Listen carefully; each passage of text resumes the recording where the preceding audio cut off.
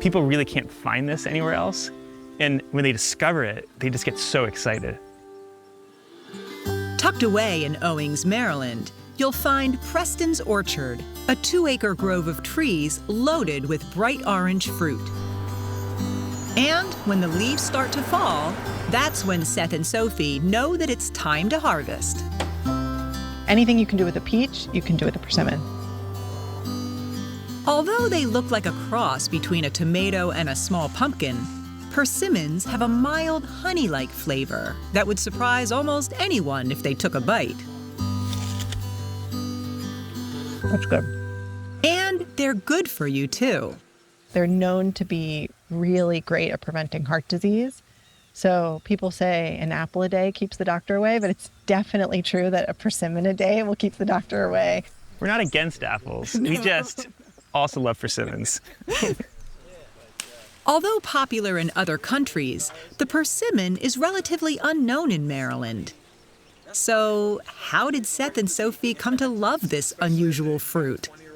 The first time I had persimmons, I was in Japan when I was 5, 6. They were really common at the supermarket and they were delicious, so we would get them all the time. I grew up in South Carolina and we had a persimmon tree in our yard. I have a place in my heart for these, and so when we learned about this orchard, there was a warm, fuzzy feeling I had about them. The orchard belonged to a man named Bill Preston, who loved persimmons even more than they did. Bill, for many years, sold flowers and persimmons at the Tacoma Park Farmers Market.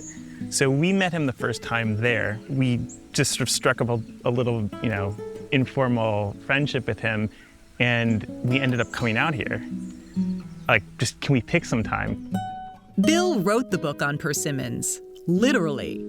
Where Persimmon Was King features a collection of forgotten photographs and research on Chinese persimmon growers that Bill found while working with the United States Department of Agriculture. Through his work with the USDA and the University of Maryland, he developed a passion for the crop. Bill worked on a project through the University of Maryland. They tested over 80 varieties of persimmons that he and his mentors got from China, Japan, Korea. Over several years, they rated the appearance, the hardiness, cold hardiness. They rated the flavor and texture. This is called gwangyang. It's brought back from Korea. And this variety scored the highest across all of those metrics. So Bill picked it for this orchard. But Maryland's climate isn't exactly like Korea's, so Bill helped them along with the horticultural technique of grafting, where the root of one type of tree is attached to the trunk of another. If you'll notice that every 1 or 2 inches, you have a bud. Okay. And this was a bud here. That's a bud that sprouted. There's another bud there. Bud there, you graft this onto the top of the seedling. Okay. And it's that bud that will sprout out. Yeah. And then you're on your way. From here down, this is the American persimmon rootstock, and then the graft line is here, and the branches going up are the gwangyang persimmon, the Asian persimmon. The American persimmon rootstock is hardy for the climate here over the winter, so that's how these trees are able to make it. Through hard work, Bill created the northernmost single variety persimmon orchard on the East Coast. And he created a great friendship, too.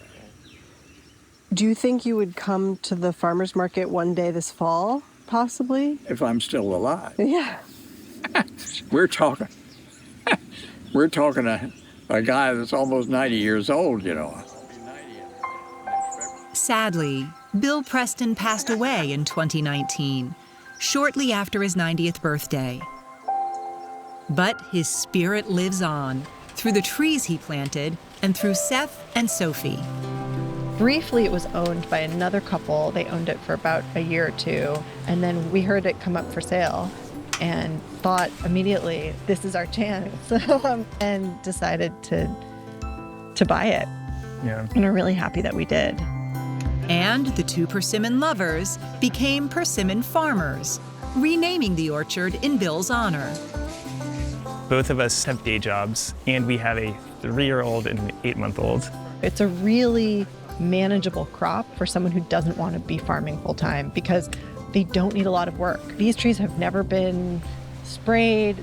They don't need fertilizer. You don't have to water them. We didn't know exactly how he would do it. It seemed that there was something about this that was, calling us. The only busy season for the orchard is harvest time. And on this day in mid-November, the trees are packed with delicious fruit.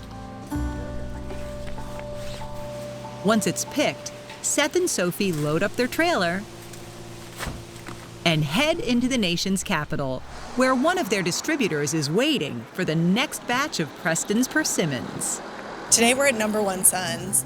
Number One Sons has been buying our persimmons for a couple of years. They've sent them to people as part of a delivery service and also used our seconds to make kombucha.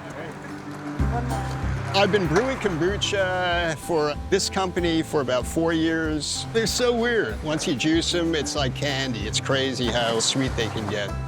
Readers voted Number One Sons the #1 kombucha in the city paper, so that was totally out of left field. I didn't expect that. A sign that more and more people are discovering this unique fruit and sharing the passion of a Maryland pioneer. Bill Preston was Johnny Persimmon Seed of Persimmons. He was such a warm, kind person, so we're happy to be able to keep it going. Thanks for watching Maryland Farm and Harvest. We hope you liked the video. To learn more about our show and watch full episodes, check out mpt.org/farm or just click the link in the description.